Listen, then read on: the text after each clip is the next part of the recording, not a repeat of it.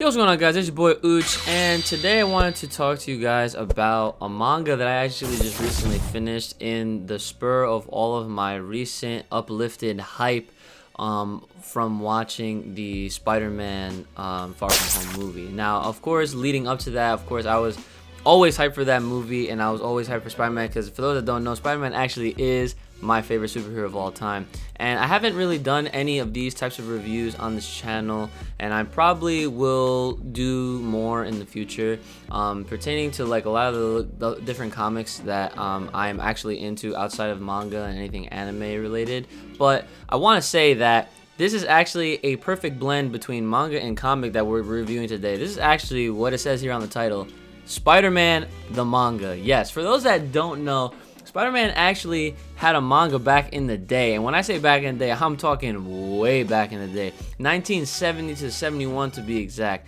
And originally, I was like very like I was wowed and I was surprised, and I was like, I actually had no real expectation outside of like, oh my god, like you mean to tell me that they actually made a manga for a American hero, you know, and as big as Spider-Man? And the answer is obviously yes. They had a full 31 issues full of content from, you know, a bunch of different scenarios and fights, villains, all that kind of stuff that we have never seen before. And this is pretty new, especially with the themes and what we're going to talk about and how it made me feel in comparison to the lot of comics that I've read for Spider-Man. Like, the only thing you'll ever hear me speak on, for the most part, as far as like knowledge goes, or just me just, you know, like I've read X amount of issues, as definitely goes to Spider-Man. I've read here and there for other series like Power Rangers and X-Men and even the WWE comics, and there's a bunch of other ones that I own but I haven't even gotten around to. Spider-Man is probably the only series to this day that I've probably read the most of, especially recently with this manga that I have under my belt. Where do I start? Because honestly, like, I was very looking forward to reading this, right? But then as I was reading this, I was like going through a lot of different emotions, and I didn't expect to feel the way that I felt. And I felt like a lot of the content that was exploited in this story was something that I'm hoping a lot of other readers kind of feel the same way, or they felt the same way that I did. And for example, I will say this: the source material, which they obviously take, you know, the build-up story and the villains and whatnot, those are for the most part similar. But I'm not gonna say they're the same, because from the get, this isn't even a Peter Parker story. This is a Yu Komori story. Yu Komori is our main protagonist, and he is who dons the suit of Spider-Man over in Japan, right? And from here on out, like, he's a smart kid, he likes to study. The tone of the story starts off a certain way. Kind of feels like it's more neutral, but more over the positive end. Marvel is known for having stories about, you know, heroes and whatnot that have good action, pretty good stories, some good takeaways, and some humor. And I want to say that I felt like that was all there at the beginning, but as you dive into the story and the character of Yu Komori, and then like how it just kind of blooms into something else that it isn't, I'm just like, wow, like, what am I reading? Like, there was points where it didn't even feel like I was reading a Spider-Man story at all, because there was a good section out of certain story arcs that you didn't even see you in the suit. Like, there was no Spider-Man. It was just, there was a lot of conflict. To name a few of the villains that I remember seeing being Electro, Lizard, Mysterio, the Kangaroo, which I actually don't even remember seeing in the original Spider-Man. And then you have Winter Woman, which is another one that I've never actually heard of. This could possibly be someone that had another name in the American issues, but again, I don't really know. This is a new one to me. We had a false Spider-Man, and then to end it, we had a second Spider-Man altogether, right? Which I guess you could say is another false Spider-Man, technically. Like, with those villains, right? On paper, you might think like, okay, this should be a decent run of comics. This should be a decent run of issues. Like, that definitely makes some good stories out of this. The funny part is, they did, but they did it in a different way. And the different way that I'm trying to explain to you guys is, like, if you ever go and search this out, because you can actually buy these yourselves, and they're very cheap, right? you will find out that, like, I don't know if people are gonna be ready for this turn of events and emotions and stuff like that, because, like, it's not even the kind where it's just like, man, someone died, man, this is sad, I'm gonna come out of this stronger, more triumphant, I'm gonna avenge them and done, right? Nah, it's like they hold that emotion, they hold you by the emotion feel box, right? And they just don't let go.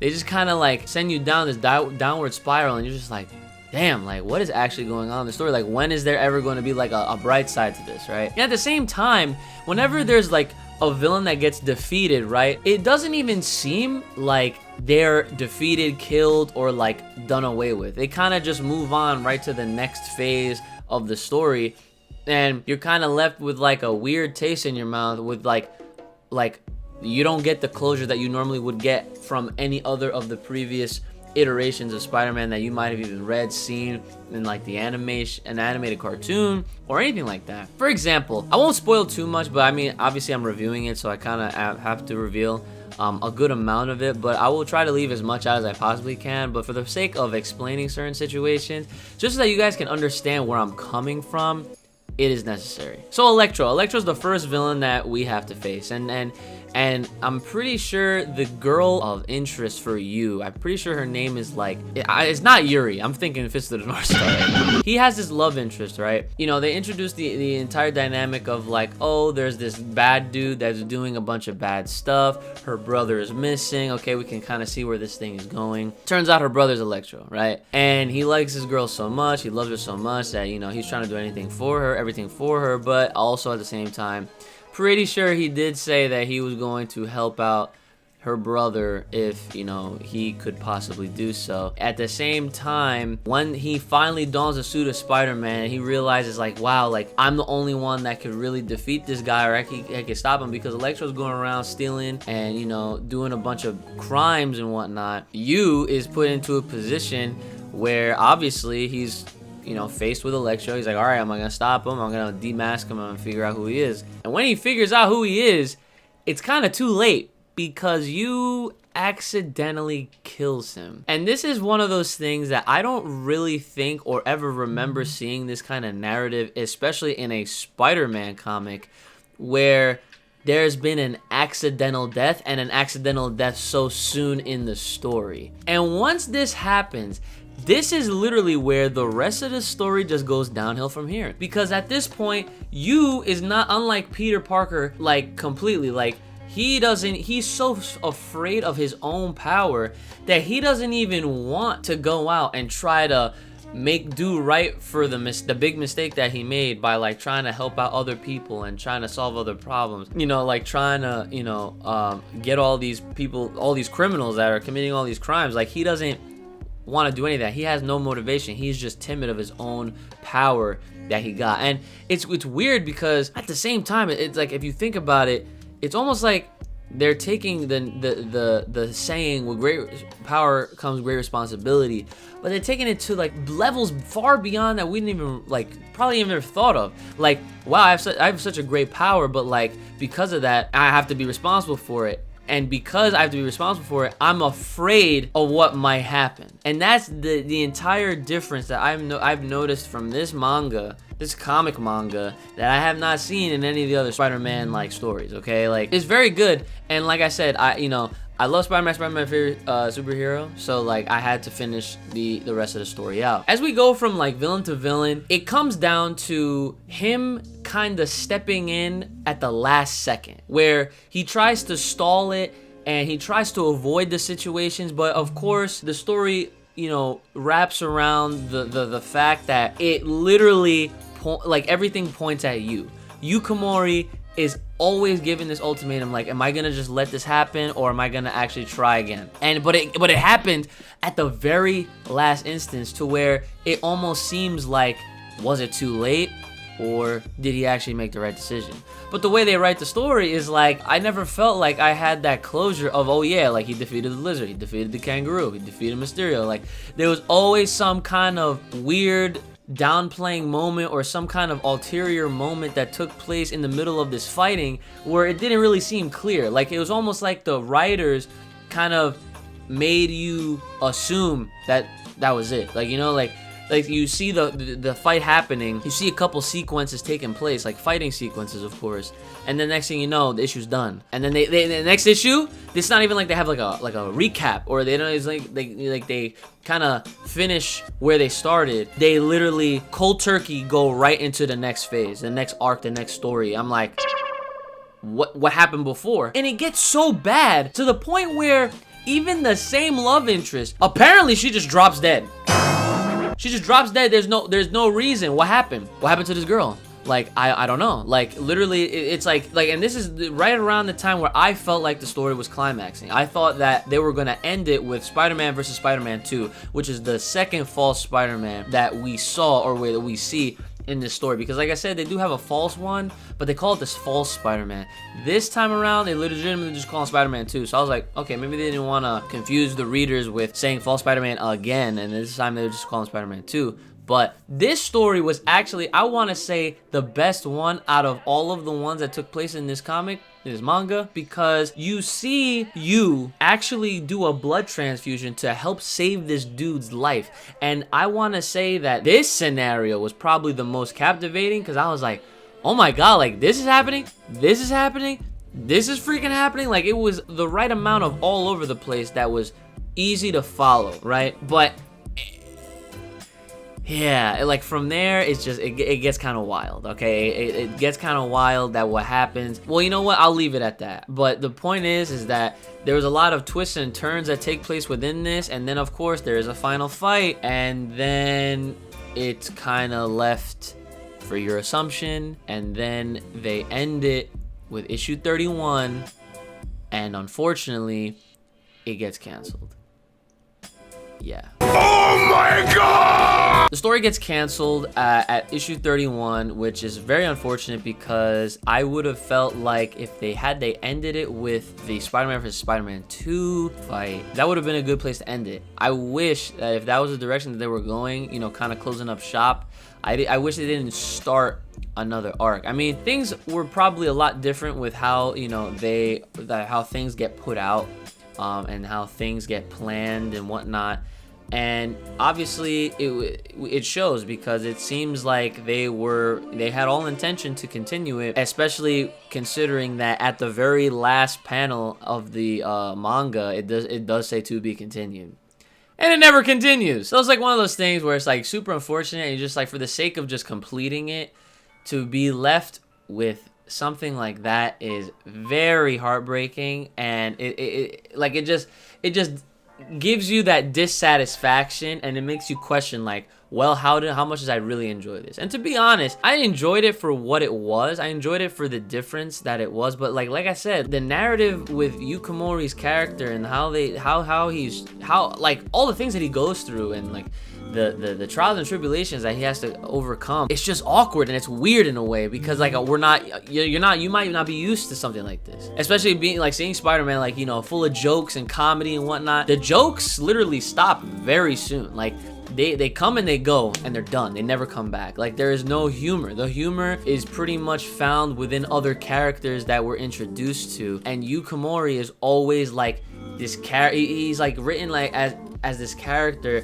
that he's so afraid of his own self that he doesn't even know what to do. Like, he is so self-conflicted that he only steps in when it's absolutely necessary, and he really is like, there's no other way. I guess I have to do something at this point. So as far as a recommendation goes, I definitely think that if you have the opportunity to do it, if you have the resources to do so, I would say check it out for yourself, so that way you can see exactly what I'm talking about.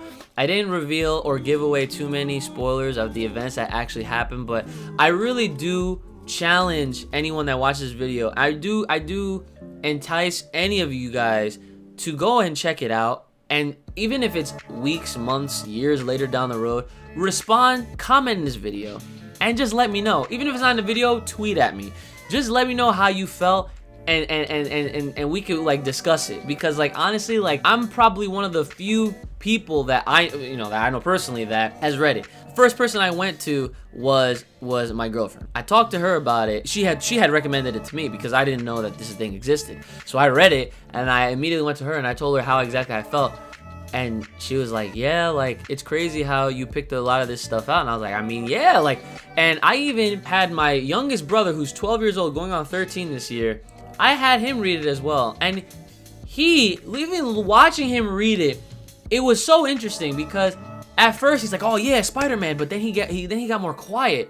And then he got more like zoned into the story, and then like his mood changed. It's like, it's a mood killer. Like, I don't know, like, I mean, I shouldn't say it's a mood killer, but it's one of those things where it's like, I mean, as long as you know what you're in for, it shouldn't be as bad. But like, I guess what I'll say is, for warning purposes, don't go into it thinking like it's your friendly neighborhood Spider-Man. Okay, Yukamori's a friendly guy, but the rest of the people that's around him ain't as friendly, okay? I'll put it to you that way. Now, based on some other information that I am aware of, unfortunately, I don't really know why it got canceled. I can only guess and assume that, you know, it was because of the lack of interest, sales. People weren't as into it back in the day, I guess. It was re-released in 1998 or 97. This was like the redistribution version. And Marvel was the one that redistributed it, but unfortunately they censored it a lot. They actually edited a lot out of the core parts of the story that made it as dark and as moody as it was, because this is a very dark-ish Spider-Man story. I mean, I've been reading a couple of different ones right now because I'm currently reading Into the Spider-Verse stuff, and there's a couple of scenarios that I've been seeing that's like pretty like OD, like the one where his uncle is Uncle Ted and his name's not even Peter, it's like something else, and like he gets bit and some other stuff happens, right? And for those that know what I'm talking about, you know what I'm talking about. For those that don't know what I'm talking about, you definitely gotta read up some Spider-Verse stuff, okay? So all in all, I mean, to wrap this up, I do want to definitely also say that another reason why I wanted to read this is because it actually is technically canon within the Spider-Verse comics. So they confirm it. I'm not gonna say exactly what the line was, but I do have a source right in front of me that, yeah, exploits that, yes, that this is actually a canon story. So I've been doing my part, and that's actually one of the reasons why I started with the mangas, because it's one of the older ones, and it could potentially play into the Spider-Verse comics. I haven't got to the part where I've seen you or even the 1978 live action Toei made Spider-Man, Spider-Man, because I haven't got to that part yet, but hopefully soon I do. I banged out a good chunk of that story, and so far I'm loving Spider-Verse. So hopefully once, you know, maybe I'm done with that story, I'll come back with you guys, want some more stuff. But yeah, man, expect some more Spider-Man stuff, expect more comic related things on the channel, because there's a bunch of different things that I'm into, and I'm only trying to share with you guys my passions and, you know, make something of it. So with all that being said, thank you guys for watching. Make sure you guys support your boy with all the links in the description below, as always. Thanks again, have a good one, may the power protect you, and I will see y'all